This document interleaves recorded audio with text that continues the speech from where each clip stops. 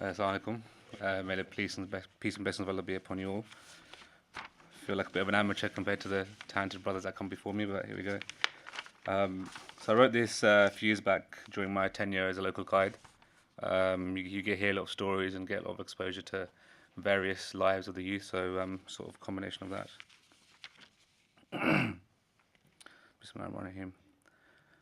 I began to think that this life was mine. I was in control. I was in charge. So I slowly started making more and more mistakes, some small, some rather large. I became nothing more than your everyday sinner. At first, I just wouldn't read Bismillah before starting my dinner. I became selfish, putting the empty box back on the shelf when I'd finished all the cereal. Or more frequently, raising my gaze and wondering, could she be wifey material? My responsibility to humanity just became a burden as I began to see everyone as inferior. At my darkest, I'd forget my creator and start to think that my power was superior. Time stood still as I stumbled through the dark. Then one day, a commentary on just 7 small verses restarted my dying heart. A man called Ahmed took my hand and led me gently into the light. I was being guided towards the nur of Muhammad ﷺ, which was blindingly bright. From the alif of Alhamd to the noon of Zaleen, unraveling before you an entire roadmap to life can be seen. Every time I found myself lost and felt alone, Allah guided me back to Sirat al-Mustaqim. I didn't deserve any help, but I had forgotten He is the most generous. He is indeed Al-Kareem. Hardships came, yet one by one they were removed.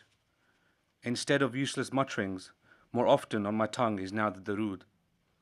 I am now humbled, yet in proclaiming my faith I am bold, standing tall, and with both hands so tightly I hold. To this rope of Allah, that is a gift to us all, it's time to realize the sacrifices that we make are in fact laughably small. I am now just a working class philanthropist, a love for all, hatred for none protagonist.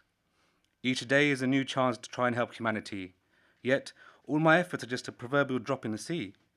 They say an eye for an eye will make the world blind.